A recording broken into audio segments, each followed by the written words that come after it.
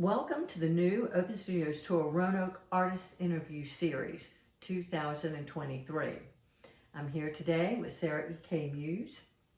I'm Nan Mahone Wellborn, and we look forward to hearing more about your studio, perched here in the mountains of Virginia with a wonderful view. Thank you. Thank you, Sarah, for having us. Well, thank you for joining me here. I appreciate it. Well, tell us a little bit more about your name and your artistic name. Sure. So I'm Sarah Muse, and my business's name is Sarah EK Muse at Studio 12. I am a bespoke jeweler, and what that means is I do custom pieces, but with an artistic twist. I really dig deep into people's psyche and and find out who they are and really design pieces specifically for them. And then I also am working on a few little collections right now that we can have ready for Open Studio Tour and for the general public on my website, which is sarahmuse.com. And you can also find me on Instagram and Facebook. And of course on the Open Studio Tour Roanoke website, which is openstudiotourroanoke.com. Great. Well, tell us, let's just start right in the beginning. What's your background? Give us a little bit more my background. Background is I've always been an artist. So of varying degrees, all sorts of types and whatnot, and have always been encouraged to be artistic and creative. And so thankfully for that you know, I give credit to my family and friends who have always supported that. And so I have been into fabric and pottery and jewelry and metalsmithing and all sorts of things, and have finally kind of brought it into a full rounded kind of feel of that I really love doing bespoke jewelry and love doing custom pieces and doing things that inspire me. So my exploration series on my website is pretty much a tribute to that, and that's kind of what I'm going to be showing for Open Studio Tour, as well as some of the explorations that I've had. Do you have any influences along this path that you'd want to share with us? The influence, well, most of my pieces, I would say that nature has a quite a significant factor in what I do, and then crazy enough, silos.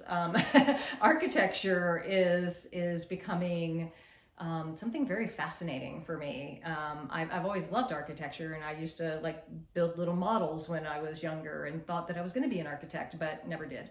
So it's kind of this really interesting circular thing that kind of comes back around of what is meaningful to you at different stages of your life. And right now, I did a ring called the Silo Ring, and was inspired by an art retreat. Thank you, Nan, that I went to last year. And with that, it brought about another way of looking at architecture and how could I possibly bring that into jewelry, which is quite a fascinating idea and thought, and making it a 3D story about it. And so that's been really fun. And then I have a whole other kind of more natural style as well that both really play well with each other. And so I've just been having fun enjoying both of those realms, and then on top of doing the bespoke pieces for very special people.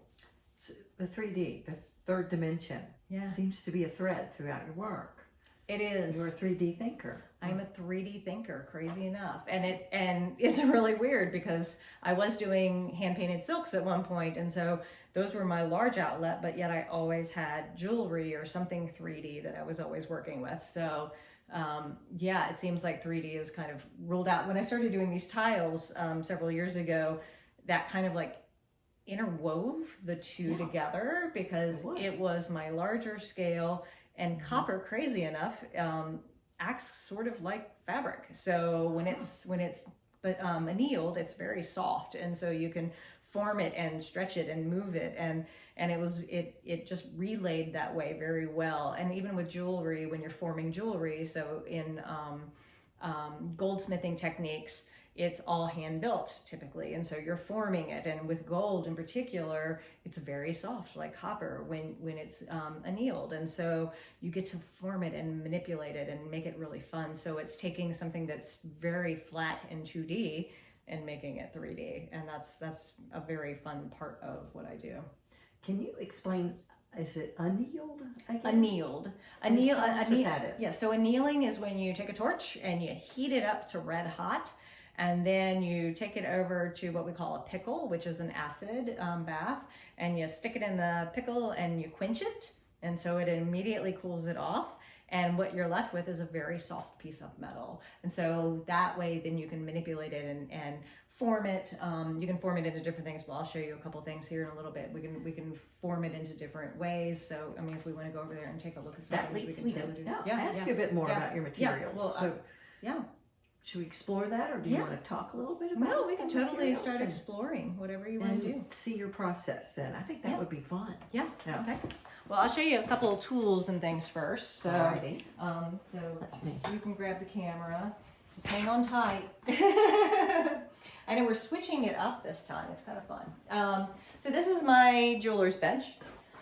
And I have this handy dandy microscope that helps me be able to see when I'm setting very small stones. So like this ring right here, this is a client's ring that she had a band. She had this engagement ring. It's a very simple, fun piece. She's a former client, and so I'm just having fun helping her out doing this. And then we're setting her diamond into this piece. It's a very nice little diamond. So we're gonna just set it right in there. But in order for me to set that, and especially when I'm working with smaller stones, being able to put it under the microscope and being able to see what I'm doing is quite nice. Yes. That's lovely. So, and then these are just lots of tools that I use. And then watch your step here.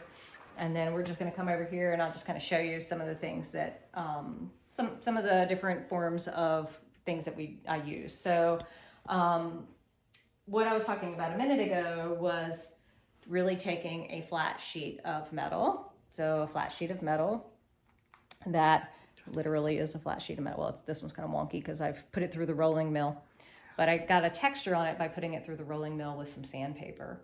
And then I have a design here. So the design is going to be a turtle.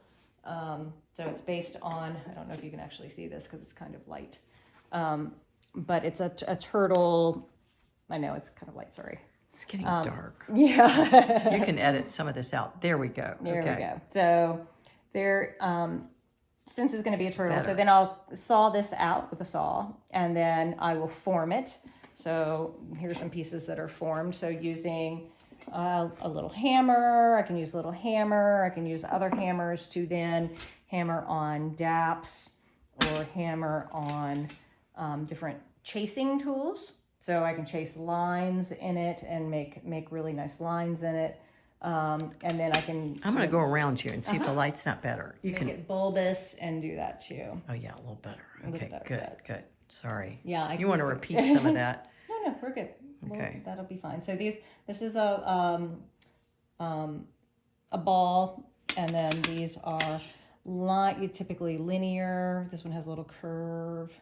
And so I can use these to go along the line of the piece and chase out that line and then form it by using the balls.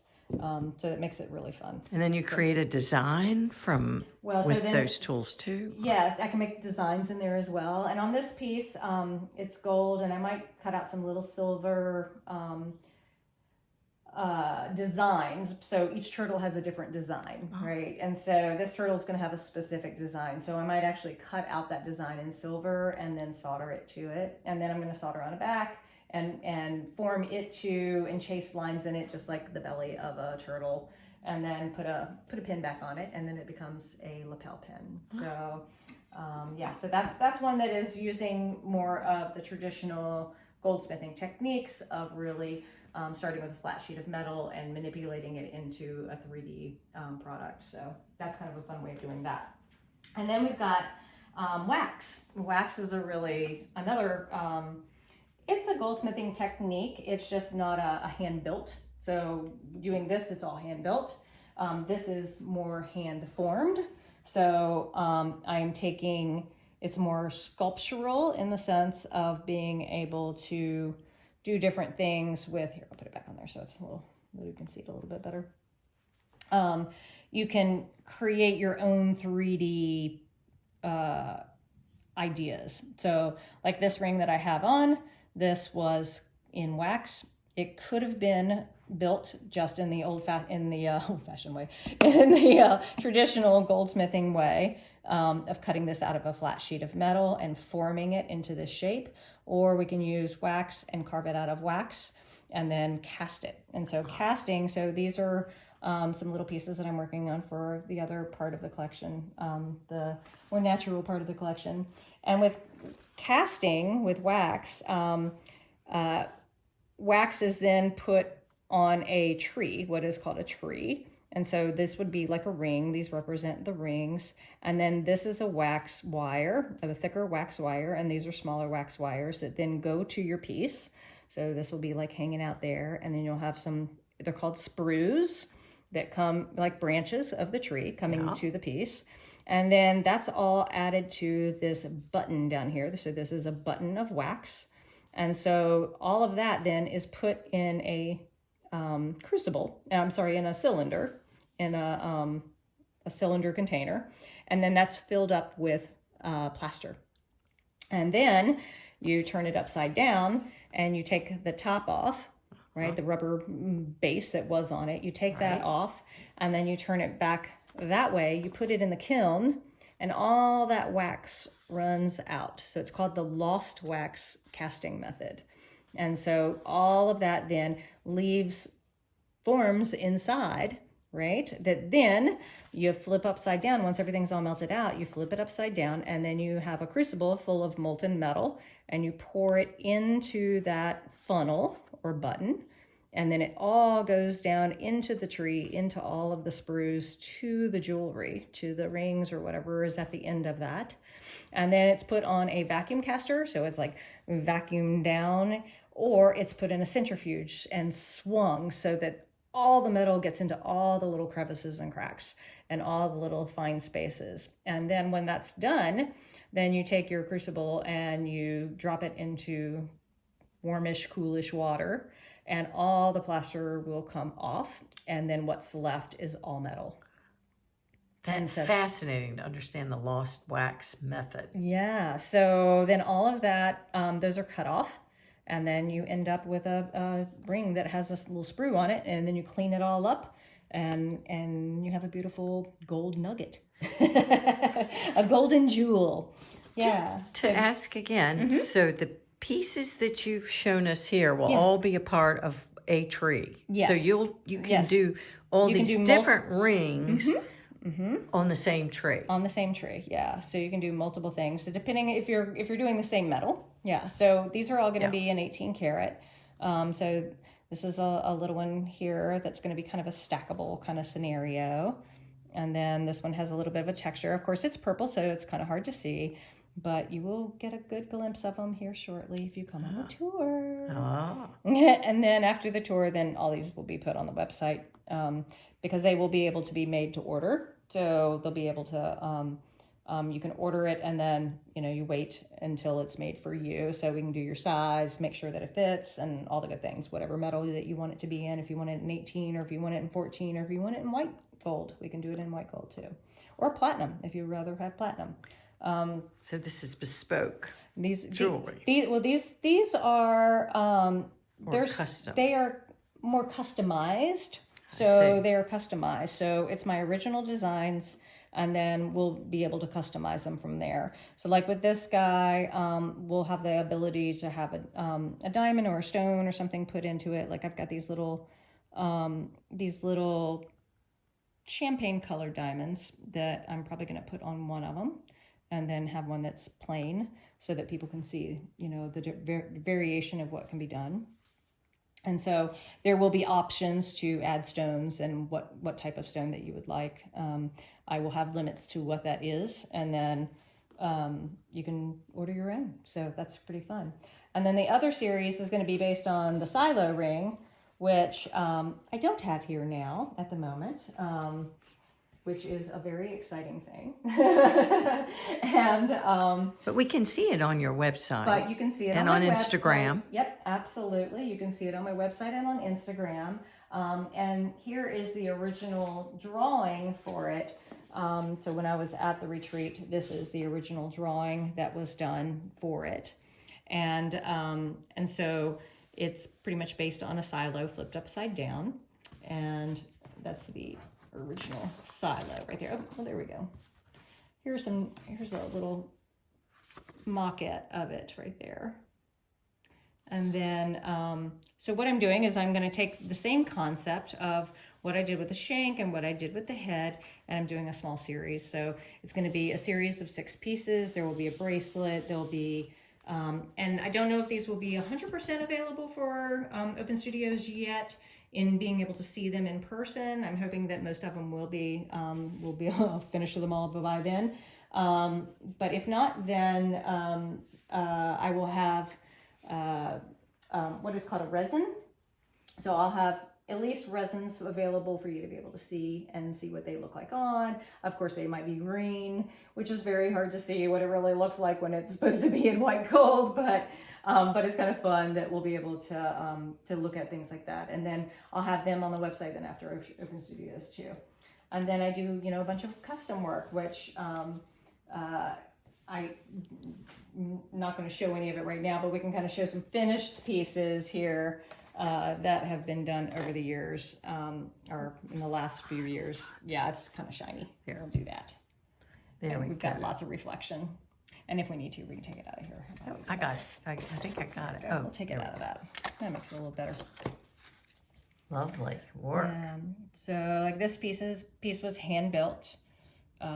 This piece is done in CAD, which is where these resins, what CAD allows me to do is, this is new technology versus, the traditional goldsmithing skills, is it allows me to really refine my designs and make them really crisp and clean looking. So if I was carving, and it helps the cost of it as well, because if I was hand carving all of this, it would take forever. So that would create that piece would be like, very expensive just for my time alone in carving that all out. Can I do it? Absolutely. Is CAD very helpful in that realm? Absolutely. So this one was done in CAD too. This one was hand built using bands of hers. This one was hand carved in wax. This one was all hand carved in wax, and this one was done in CAD. So CAD just allows me to really get really crisp, clean lines, and a piece that's not quite as chunky, because not everybody really likes heavy, chunky jewelry. I personally love heavy, chunky jewelry, but to a point, because you don't want to be, especially if it's a ring, you don't want to be walking around with your arm hanging down too much. So we want to make sure that it's very wearable so that it's comfortable for every day, especially if I'm doing something that somebody wants to wear every day. So we want to make sure that that's all taken care of with that realm. So, and then with the hand carving, I can do it I can get fairly refined with it, but the CAD just allows me to kind of take it to that next step, which is really nice. So we have hand built, hand carved, and lost wax, and then the CAD. And then the CAD is just the design part. So then those pieces will be cast, just like the waxes. Okay. So Thank you. A wax is produced in a 3D printer, crazy thing, and is cast, and then we finish it just like we normally would with any cast piece that's hand carved too. So it just allows for a little bit more refinement.